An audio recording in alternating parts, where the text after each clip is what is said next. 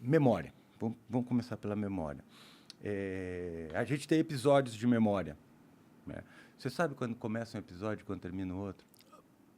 Como é que o cérebro separa os episódios? Essa é a memória dessa... Onde é que começou esse episódio? Como é que ele faz essa... O framing da coisa, né? O cérebro cineasta, né? São coisas cotidianas. As pessoas não pensam nisso, mas o neurocientista está lá pensando, nossa, como é que eu faço isso? Um déjà vu. Sim, qual que é o parâmetro de uma memória e como ele é decidido pelo cérebro? Isso é realmente uma questão interessante, né? Vocês já conseguiram chegar em alguma conclusão? Tem várias linhas de pesquisa investigando isso, né? Em ciência, a gente nunca chega numa conclusão propriamente dita, né? A gente vai criando modelos teóricos que nos ajudam a entender aquele fenômeno. Se aquele modelo teórico funciona mais ou menos bem, se ele consegue fazer a gente prever algumas coisas e ter controle sobre outras, a gente assume que ele é verdadeiro até que surja um outro modelo, uma outra mais provas, que seja mais eficiente. Pode crer. Você acha que um dia a tecnologia vai conseguir simular um cérebro de uma forma realista ou até vez mais potencialmente produtivo? Eu acredito que sim, cara. Eu acredito que sim. Eu acho que a gente está, de alguma maneira, caminhando nessa direção. Mas essa é uma discussão que eu acho que tem outras pessoas que fariam melhor do que eu. Mas eu acho que, em algum momento, a inteligência artificial ela vai chegar a ter um grau de autonomia para armazenar informações e combinar elas de tal forma que o comportamento seja muito próximo daquele que a gente teria em algumas situações, né? Em termos de tomada de decisão. E isso é uma coisa interessante, assim, né?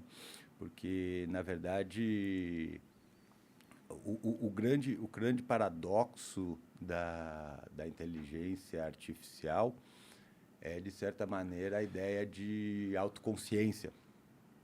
Né? Sim.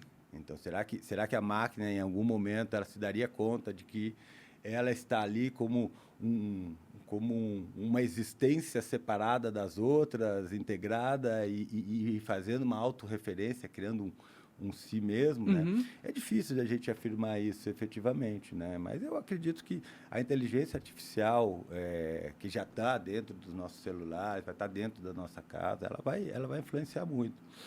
Eu posso estar errado, vou fazer uma aposta futuróloga aqui, mas eu acho que... E eu já falei isso para o Wesley. O Wesley, a gente às vezes conversa um pouquinho sobre essas coisas. É um cara que eu gosto muito de conversar sobre isso. Eu acho que muito da inteligência artificial ela vai evoluir dentro dessa perspectiva das assistentes pessoais, né? Tipo Alexa, Siri. Eu acho que eles estão introduzindo agora um modelo para depois ir melhorando, né? Isso, a ideia é isso. A ideia é que esse modelo seja individualizado e particularizado, ou seja, ele vai ser customizado para você. Mas o que a inteligência artificial vai fazer? Ela vai simplesmente te rastreando o dia inteiro e pegando dados fisiológicos e dados de hábitos, de comportamento, e vai cruzando isso em si numa combinação. Daqui a pouco ela consegue te rastrear e saber a probabilidade de que daquela hora você fazer tal comportamento. Tá? Ou até, em alguns aspectos, está sentindo ou pensando em alguma coisa. Certo? Então, o que eu acho que a gente vai ter, assim, em termos... e no futuro... Isso é uma aposta, né? Eu não tenho... Eu apostaria com você nessa aposta, viu?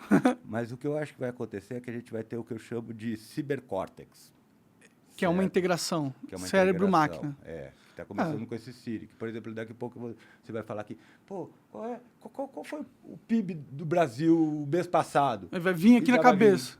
O Elon Musk está fazendo um chip para pôr na cabeça dos outros, né? Quando as pessoas começam a caminhar nessa direção, é porque a coisa já está para acontecer. A gente já tem uma tecnologia básica que permite isso, né? Mas isso, na verdade, não foi o Musk que criou, né? Claro. Ele só está investindo em tecnologias para fazer isso acontecer de verdade, né? Perfeito, né? Essas ideias são antigas, né? A ideia da inteligência artificial, estava vendo um documentário, ela aconteceu muito tempo atrás, que tipo... Na década de 30, na verdade, com o surgimento da cibernética. E o que era a cibernética que surgiu antes dos computadores? Era uma tentativa de a gente criar modelos matemáticos de funcionamento da mente, certo? De como que seria um processamento da mente. Aí a gente criou alguns algoritmos. Os algoritmos já eram relativamente conhecidos, né? Mas a gente transformou numa linguagem matemática e probabilística determinadas ações. Então, você vê que, de certa forma, foi o estudo de como que nós nos comportamos e processamos informações que possibilitou criar uma máquina que processa informações também. Né? Que foi muito importante durante a guerra, né? O Alan Turing ganhou vários prêmios, porque ele conseguiu decifrar os códigos alemães lá, uma parada toda. Isso. Então, sempre foi importante pra gente essa questão. Só que só agora a gente está tendo tecnologia para realmente isso ser economicamente útil para nós, né? Eu também não tenho base nenhuma para falar isso que eu estou falando, mas eu vou falar... Eu também não tenho base de falar nada do que eu falo. Eu vivo falando merda aqui o dia inteiro, cara. Se for essa preocupação... mas eu tenho um pouquinho de preocupação com o que a gente fala, assim, porque você é melhor que ninguém sabe que a gente não que a gente pode se fuder muito, falar do jeito errado as coisas. A gente não tem liberdade para falar, né? A gente não tem mesmo. Tem que, efetivamente, falar as coisas para que elas produzam um efeito, né? Então, eu costumo dizer que a liberdade não é de falar, a liberdade é de calar. Né, de não falar, tá ligado? Entendi. Então a gente tem que ter alguns cuidados. Você acaba de assistir um corte do Monarch Talks, agradeço demais, mas se você quiser ver o vídeo na íntegra e acompanhar ao vivo todas as transmissões, você tem que ir lá no rumble.com/monarch para não perder nada. Segue a gente lá.